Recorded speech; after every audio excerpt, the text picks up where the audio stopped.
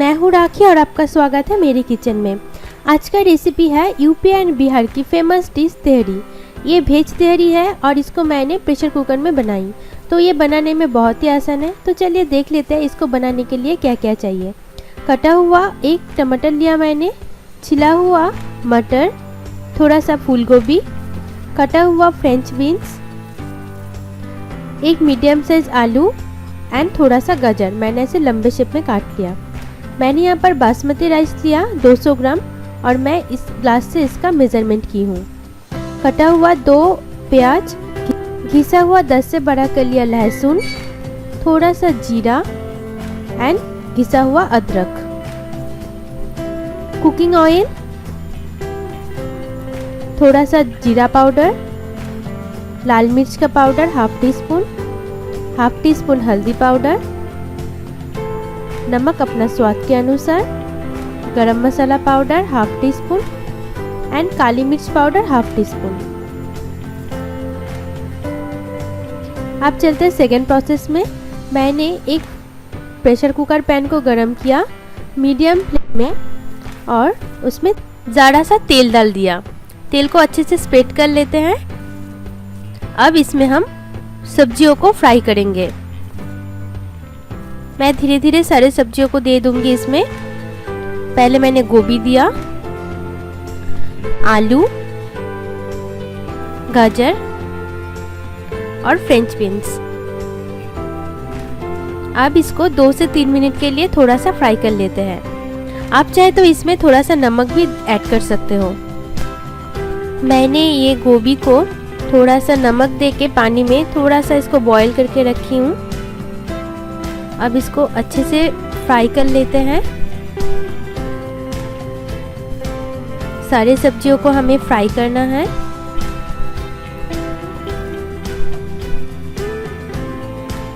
जैसे ही फ्राई हो जाएगा हम इसको अलग से एक प्लेट में रख देंगे।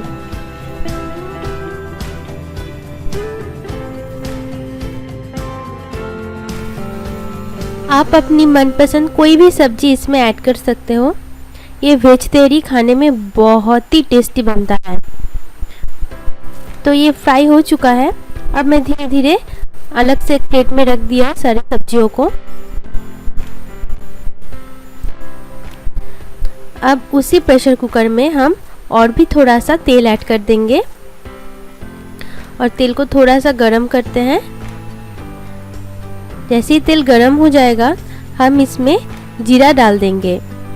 जीरा को भी 1 मिनट के लिए फ्राई होने देते हैं। फ्लेम मीडियम रहेगा।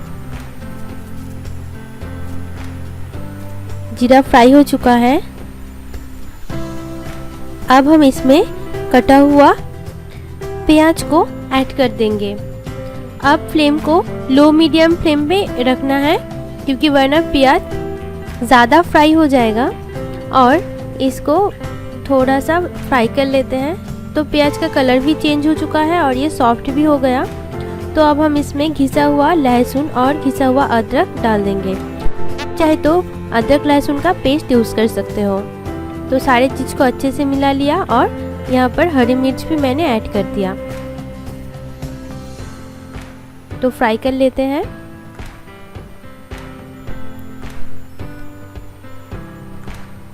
जैसे ही फ्राई हो जाएगा हम इसमें टमाटर को ऐड कर देंगे और मटर भी मैंने ऐड कर दिया। और काटने के टाइम में टमाटर को थोड़ा बड़े टुकड़ों में काटें वरना ये सब्जी में बिल्कुल गल जाएगा। अब सारी चीज़ों को अच्छे से फ्राई कर लेते हैं।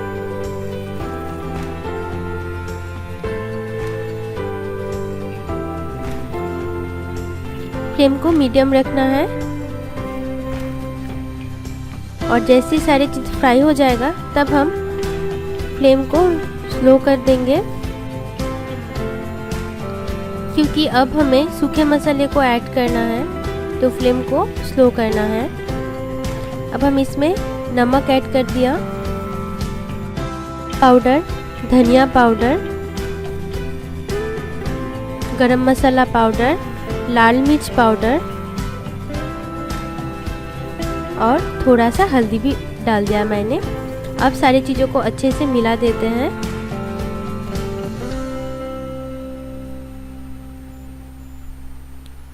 मैंने सारे चीज़ों को अच्छे से मिला दिया।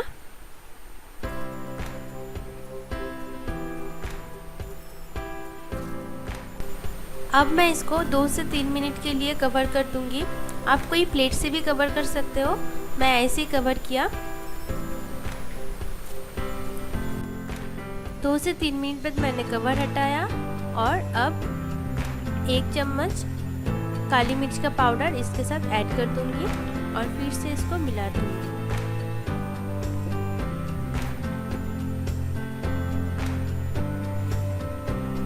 इसको बहुत ही अच्छे से मिला दिया मैंने।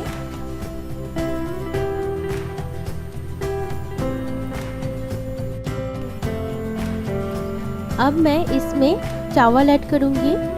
मैंने 200 ग्राम चावल को धो के अच्छे से पानी झड़ा के रखे हैं। अब इसके साथ ऐड कर दूंगी चावल।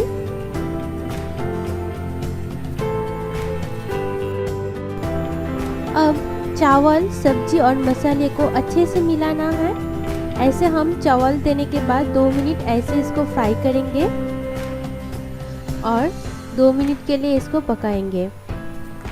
अब अभी उस बाकी सब्जियों को भी डाल सकते हो, लेकिन मैं इसको बाद में डालूंगी।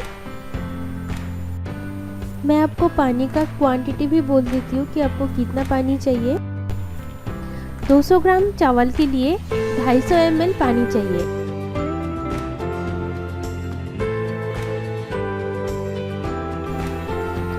अब मैं इसमें पानी ऐड करूंगी। मैंने यहाँ पर 200 ग्राम चावल के लिए 250 ml पानी ऐड किया।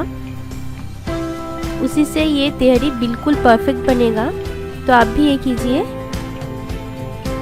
यही इसका परफेक्ट रेशियो है। और अब मैं सारी सब्जियों को भी इसमें डाल दूंगी और अब इसको थोड़ा सा मिला के मैं कवर सेट कर दूंगी।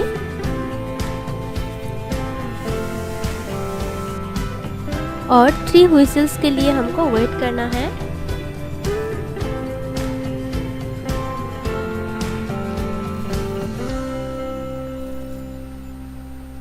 मैं इसका कवर सेट कर दिया। याद रखिए, हाई मीडियम फ्लेम में हमको 2 व्हिसल्स देना है और लो मीडियम फ्लेम में 1 व्हिसल देना है। मैंने फ्लेम को हाई रखा।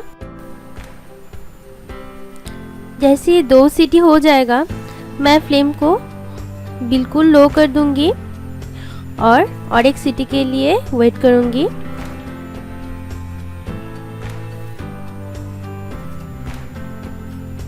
बस हो गया। अब इसको ठंडा होने के लिए रख देते हैं।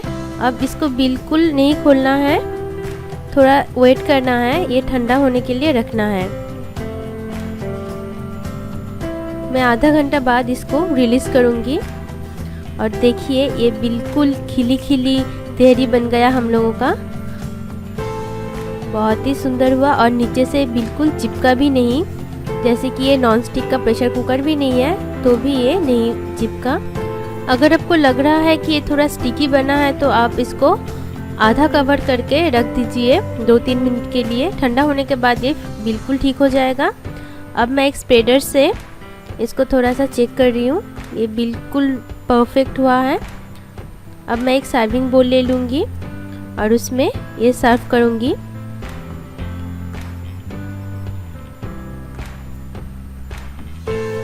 चावल बिल्कुल परफेक्ट है।